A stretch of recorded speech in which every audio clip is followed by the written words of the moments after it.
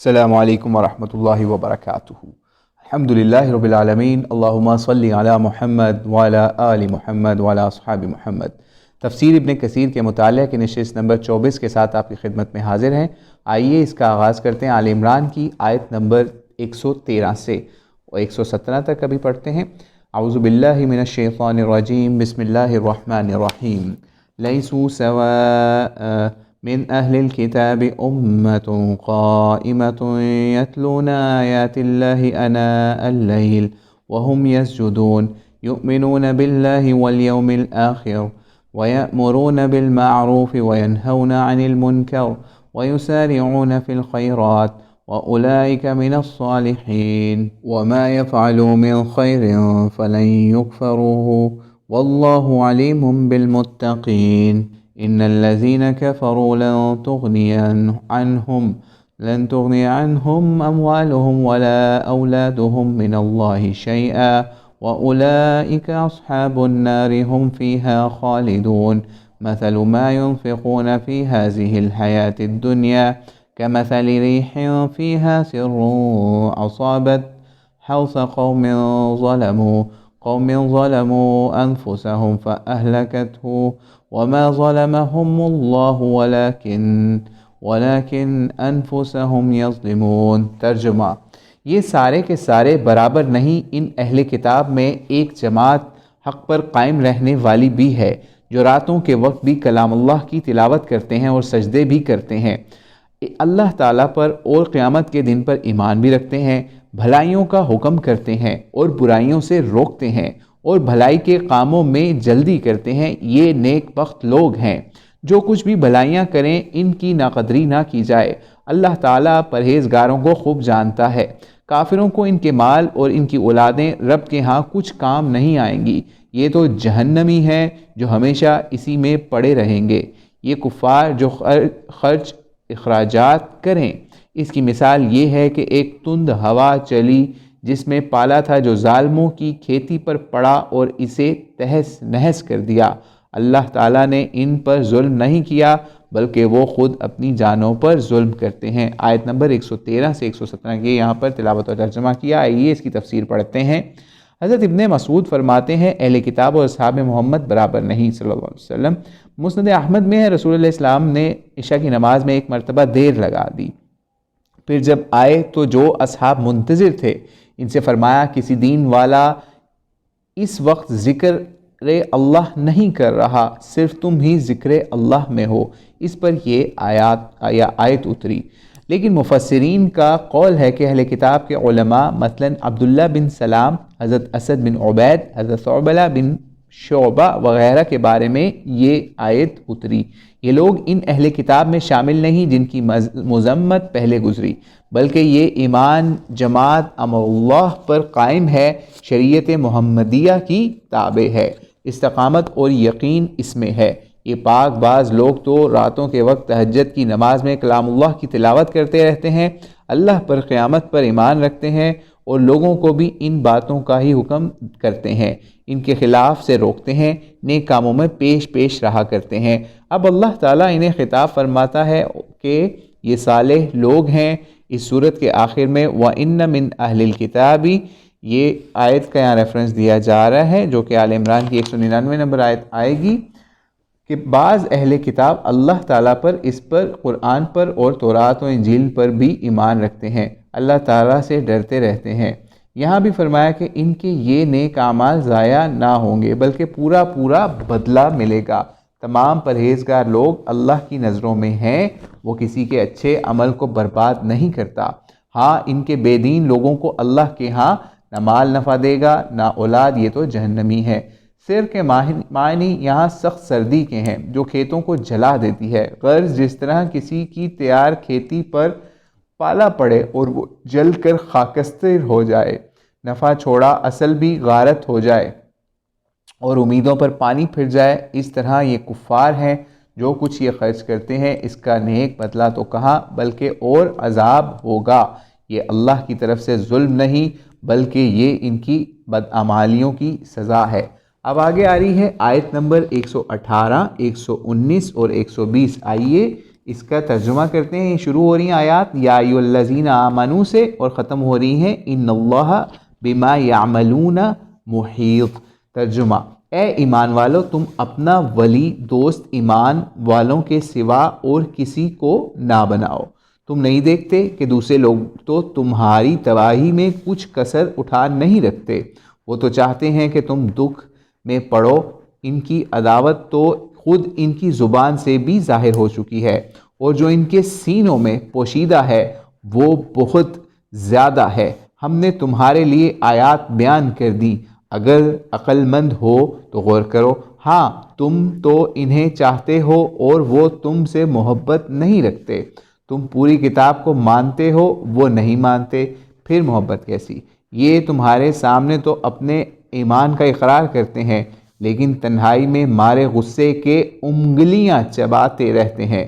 کہہ دو کہ اپنے غصے میں ہی مر جاؤ۔ قُلْ مُوتُوا بِغَیظِکُم۔ ٹھیک ہے، اللہ تعالیٰ دلوں کے بھیدوں کو خوب جانتا ہے۔ تم کو اگر بھلائی ملے تو یہ ناخوش ہوتے ہیں، ہاں اگر برائی پہنچے تو خوش ہوتے ہیں۔ تم صبر اور پرہیزگاری کرو تو ان کا مکر تم کو نقصان نہ دے گا۔ اللہ تعالیٰ نے ان کے اعمالوں کا احاطہ کر رکھا ہے۔ اس کی اب تفسیر پڑھتے ہیں کہ کافر مسلمانوں کے دوست نہیں ہو سکتے۔ آیت نمبر 118 سے 120 میں اللہ تعالیٰ ایمانداروں کو کافروں اور منافقوں کی دوستی ہمراضی سے روکتا ہے۔ یہ تو تمہارے دشمن ہیں، ان کی چکنی چپڑی باتوں میں بہل نہ جانا، ان کے مکر کے پھندے میں پھنس نہ جانا، ورنہ موقع پا کر یہ تم کو سخت ضرر یا نقصان پہنچائیں گے، اپنی باطنی عداوت نکالیں گے۔ تم انہیں اپنا رازدار ہرگز نہ سمجھنا، راز کی باتیں ان کے کانوں تک ہرگز نہ پہنچانا۔ بطانہ کے کہتے ہیں انسان کے رازدار دوست کو، اور من دونکم سے مراد اہل اسلام کے سوا تمام فرقے ہیں۔ بخاری وغیرہ میں حدیث ہے، حضور علیہ السلام نے فرمایا، جس نبی کو اللہ نے مبعوث کیا اور جس خلیفہ کو مقرر کیا، اس کے لیے دو بطانہ مقرر کیے، ایک تو بھلائی کی بات سمجھانے والا، اس پر رغبت دلانے والا، دوسرا برائی کی راہبری کرنے والا ہے، اس پر آمادہ کرنے والا ہے۔ پھر بس جسے بچائے وہی بچ سکتا ہے، یعنی اللہ جسے بچائے۔ حضرت عمر بن خطاب سے کہا گیا، یہاں پر ہیرا کا ایک شخص بڑا اچھا لکھنے والا ہے اور بہت اچھے حافظہ والا ہے، آپ اسے اپنا محرر اور منشی مقرر کر لیں۔ آپ نے فرمایا، پھر تو میں غیر مومن کو بطانہ بنا لوں گا جو اللہ نے منع کیا ہے۔ یہ ابن ابی حاتم کی روایت یہاں بیان کی۔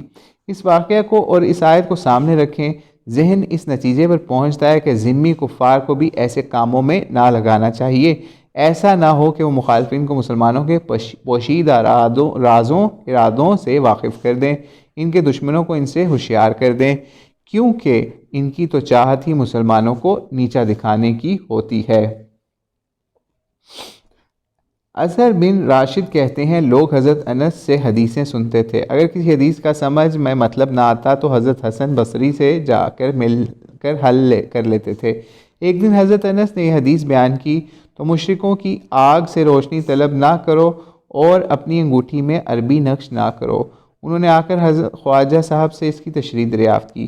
آپ نے فرمایا، پچھلے جملے کا تو یہ مطلب ہے کہ انگوٹھی پر محمد صلی اللہ علیہ وآلہ وسلم نہ کھدواؤ۔ پہلے جملے کا یہ مطلب ہے، مشرکوں سے اپنے کاموں میں مشورہ نہ لو۔ دیکھو کتاب اللہ میں بھی ہے کہ ایمانداروں سے اپنے سوا دوسروں کو ہمراز نہ بناؤ۔ یہ بھی ابو یعلا کی روایت ہے، لیکن خواجہ صاحب کی تشریح قابل غور ہے کہ حدیث کا ٹھیک مطلب یہ ہے کہ محمد علیہ السلام عربی خط میں اپنی انگوٹھیوں پر نقش نہ کرواؤ۔ چنانچہ حدیث میں صاف ممانعت موجود ہے، اس لیے تھا کہ حضور علیہ السلام کی مہر کے ساتھ مشابہت نہ ہو، اور اول جملے کا مطلب یہ ہے کہ مشرکوں کی بستی کے پاس نہ رہو، ان کے پڑوس سے دور رہو، ان کے شہروں سے ہجرت کر جاؤ، جیسے ابو داؤد میں ہے، مسلمان اور مشرکوں کے درمیان کی لڑائی کی آگ کو کیا تم نہیں دیکھتے؟ اور حدیث میں ہے، جو مشرکوں سے میل جول کرے یا ان کے ساتھ رہے وہ بس انہی جیسا ہی ہے۔ ابو داؤد کی حدیث ہے۔ اچھا جی، اس کے بعد ہم آگے چلتے ہیں۔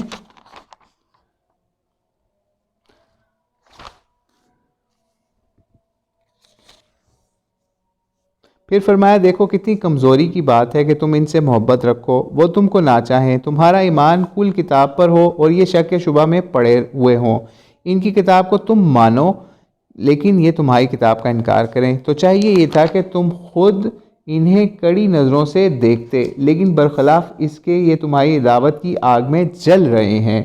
سامنا ہو جائے تو اپنے ایمانداری کی داستان بیان کرنے بیٹھ جاتے ہیں، لیکن جب ذرا الگ ہوتے ہیں تو غیظ و غضب سے، جلن اور حسد سے اپنی انگلیاں چباتے ہیں۔ بس مسلمانوں کو بھی ان کی ظاہرداری پر خوش نہ ہونا چاہیے، یہ گو جلتے جھلستے رہیں، لیکن اللہ تعالیٰ اسلام اور مسلمانوں کو ترقی ہی دیتا رہے گا۔ یہ دن رات ہر حیثیت میں بڑھتے ہی رہیں گے، گو وہ مارے غصے کے مر جائیں۔ اللہ ان کے دلوں کے بھیدوں سے خوب واقف ہے، ان کے تمام منصوبے خاک پڑیں گے، یہ اپنی شرارتوں میں کامیاب نہ ہو سکیں گے، اپنی چاہت کے خلاف مسلمانوں کی دن دونی ترقی دیکھیں گے اور آخرت میں بھی انہی نعمتوں والی جنتیں پائیں گے۔ برخلاف ان کے یہ خود یہاں کے ہوں گے رسوا ہوں گے اور وہاں بھی جہنم کا ایندھن بنیں گے۔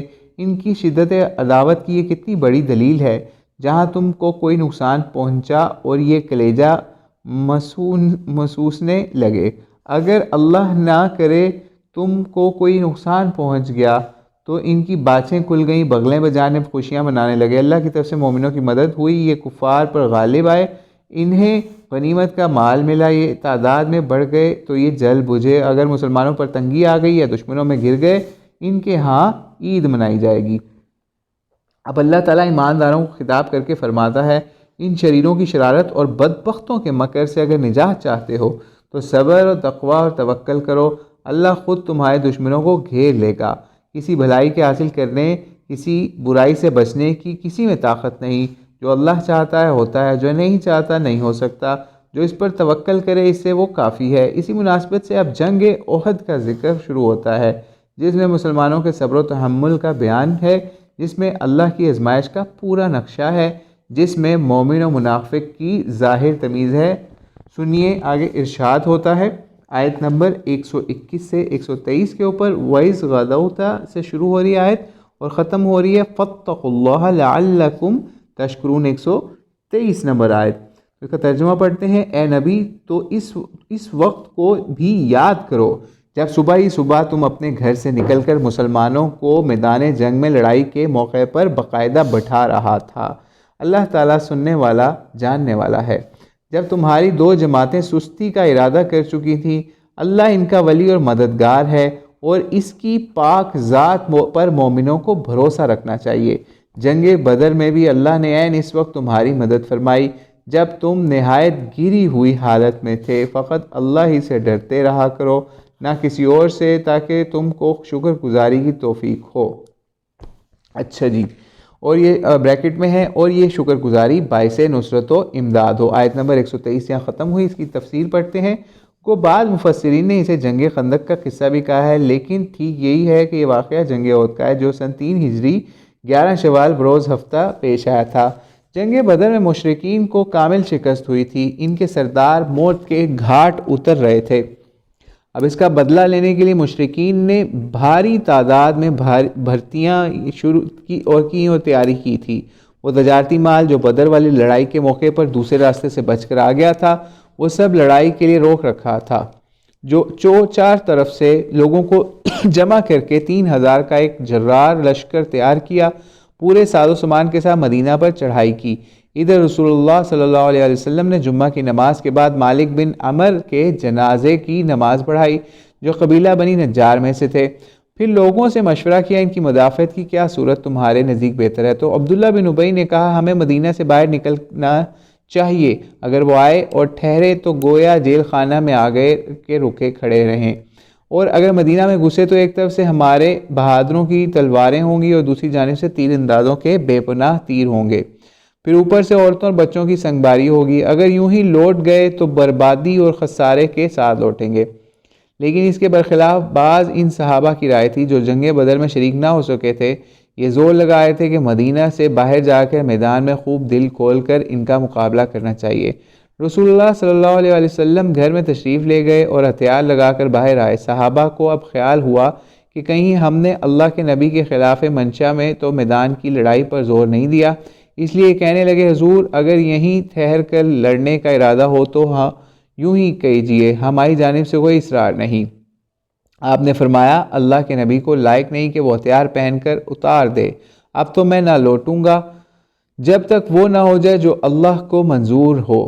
چنانچہ 1000 کا لشکر لے کر آپ مدینہ شریف سے نکل کھڑے ہوئے۔ شوط پر پہنچ کر اس عبداللہ بن ابی منافق نے دغابازی کی، اپنی 300 کی جماعت کو لے کر واپس مڑ گیا۔ یہ لوگ کہنے لگے ہم جانتے ہیں کہ لڑائی تو نہیں ہوگی، خواہاں کا مزاحمت کیوں اٹھائیں؟ حضور نے اس کی کوئی پرواہ نہ کی، صرف 700 مجاہد صحابہ کرام کو لے کر آپ نے احد پہاڑ کا رخ کیا، پہاڑ کو پیٹھ کی جانب کر کے دامن کوہ میں لشکر کو اتارنے کا حکم دیا، جب تک کہا میں نہ کہوں لڑائی شروع نہ کرنا۔ 50 تیر انداز صحابیوں کو الگ کر کے ان کا امیر عبداللہ بن جبیر کو بنایا، ان سے فرما دیا کہ پہاڑی پر چڑھ جاؤ اور اس بات کا خیال رکھنا دشمن پیچھے سے نہ آ جائے، دیکھو ہم غالب آ جائیں یا اللہ نہ کرے مغلوب ہو جائیں، لیکن تم ہرگز اپنی جگہ سے نہ ہٹنا۔ یہ انتظامات کر کے خود آپ بھی تیار ہو گئے اور دوہری زرہ پہنی۔ اچھا جی، یہ سیرہ البانی کا حوالہ لیا ہوا انہوں نے، لیکن اس کی سند کہہ رہے ہیں نہیں معلوم۔ حضرت مصعب بن عمیر کو جھنڈا دیا گیا، آپ چند لڑکے بھی لشکر محمدی صلی اللہ علیہ وسلم میں نظر آتے تھے۔ یہ چھوٹے سپاہی بھی جان بازی کے یہ ہماتن تھے۔ بعض اور بچوں کو حضور صلی اللہ علیہ وسلم نے ساتھ نہیں لیا تھا، انہیں خندق میں لشکر میں بھرتی کیا گیا تھا۔ جنگ خندق اس کے 2 سال بعد ہوئی تھی۔ قریش کا لشکر بڑے ٹھاٹھ سے مقابلے پر آ ڈٹا۔ 3000 سپاہیوں کا گروہ، ان کے ساتھ 200 کوتل گھوڑے تھے جنہیں موقع پر کام آنے کے لیے ساتھ رکھا تھا۔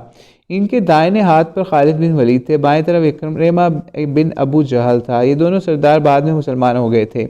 ان کا جھنڈا بردار قبیلہ بنو عبدالدار تھا۔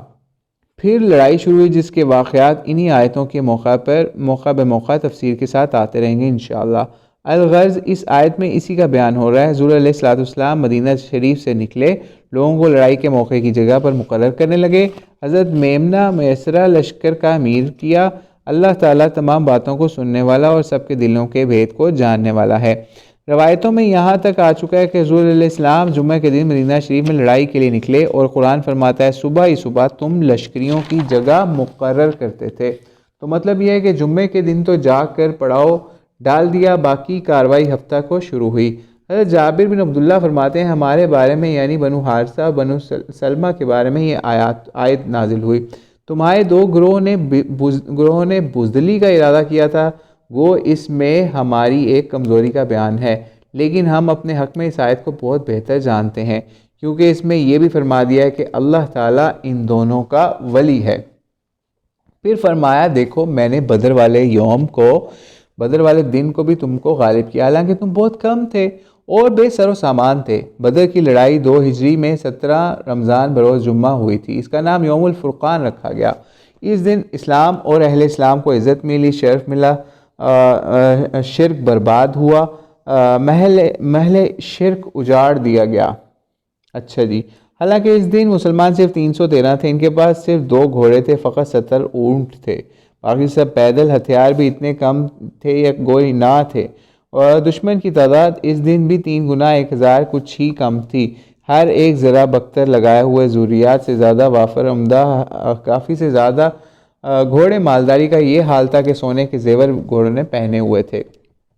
اس موقع پر اللہ نے اپنے نبی کو عزت و غلبہ دیا، وہی ظاہر باہر کی، اور اپنے نبی کی اور اس کے ساتھیوں کو سرخرو کیا، شیطان اور اس کے لشکریوں کو ذلیل و خوار کیا، اور اپنے مومن بندوں جنتی لشکروں کو اس آیت میں یہ احسان یاد دلایا ہے کہ باوجود تمہاری تعداد کی کمی اور ظاہری اسباب کی غیر موجودگی کے تم کو غالب رکھا، تاکہ تم معلوم کرو اور غلبہ ظاہر کرو، اسباب پر موقوف نہیں۔ اس لیے دوسری آیت میں صاف فرما دیا جنگ حنین میں تم نے ظاہری اسباب پر نظر ڈالی اور زیادتی دیکھ کر خوش ہوئے، لیکن اس زیادتی تعداد اور موجودگی اسباب نے تم کو کچھ فائدہ نہ دیا۔ حضرت ایاز اشعری رحمہ اللہ فرماتے ہیں جنگ یرموک میں ہمارے 5 سردار تھے، حضرت ابو عبیدہ، حضرت یزید بن ابو سفیان، شرجیل بن حسنہ، خالد بن ولید، حضرت ایاز خلیفہ المومنین۔ حضرت عمر کا حکم تھا لڑائی کے وقت ابو عبیدہ سرداری کریں۔ اس لڑائی میں ہمیں چوں طرف سے شکست کے آثار آنے لگے تو ہم نے خلیفہ وقت کو لکھا، ہمیں موت نے گھیر لیا، امداد کیجیے۔ فاروق رضی اللہ تعالیٰ عنہ کا مکتوب گرامی ہماری گزارش کے جواب میں آیا، جس میں لکھا تھا تمہاری طلب امداد کا خط پہنچا، میں تم کو ایک ایسی ذات بتلاتا ہوں جو سب سے زیادہ مددگار، سب سے زیادہ مضبوط لشکر والی ہے۔ وہ ذات باری تعالیٰ ہے جس نے اپنے بندے رسول صلی اللہ علیہ وسلم کی مدد بدر والے دن کی تھی۔ بدری لشکر تو تم سے بہت ہی کم تھا۔ میرا یہ خط پڑھتے ہی جہاد شروع کر دو، اب مجھے کچھ نہ لکھنا اور نہ کچھ پوچھنا۔ اس خط سے ہماری جرتیں بڑھ گئیں، ہمتیں بلند ہو گئیں، پھر ہم نے جم کر لڑنا شروع کیا۔ الحمدللہ دشمن کے لشکر کو شکست ہوئی، بھاگے، ہم نے 12 میل تک ان کا تعاقب کیا، بہت سا مال غنیمت جو ملا ہم نے آپس میں بانٹ لیا۔ ابو عبیدہ کہنے لگے میرے ساتھ دوڑ کون کرے گا؟ ایک نوجوان نے کہا آپ ناراض نہ ہو تو میں حاضر ہوں۔ چنانچہ دوڑنے میں وہ آگے نکل گئے، میں نے دیکھا ان کی دونوں زلفیں ہوا میں اڑ رہی تھیں اور وہ نوجوان کے پیچھے گھوڑا اڑاتے ہوئے چلے جا رہے تھے۔ بدر بن نارین ایک شخص تھا، اس کے نام سے ایک کنواں مشہور تھا، اس میدان کا جس میں یہ کنواں تھا یہی نام ہوا۔ بدر کی جنگ بھی اسی نام سے مشہور ہو گئی۔ یہ جگہ مکہ اور مدینہ کے درمیان ہے۔ پھر فرمایا اللہ سے ڈرتے رہو تاکہ شکر کی توفیق ملے اور اطاعت گزاری کر سکو۔ تو یہاں پر آج کی تفسیر کا سیشن ختم کرتے ہیں۔ اللہ سے دعا ہے اللہ کریم ہمیں اس پہ عمل کرنے والا بنائے اور ہمیں قرآن پاک کو اپنے سینوں میں، اپنے اعمال میں سجانے والا بنائے۔ واللہ اعلم بالصواب۔ السلام علیکم ورحمۃ اللہ وبرکاتہ۔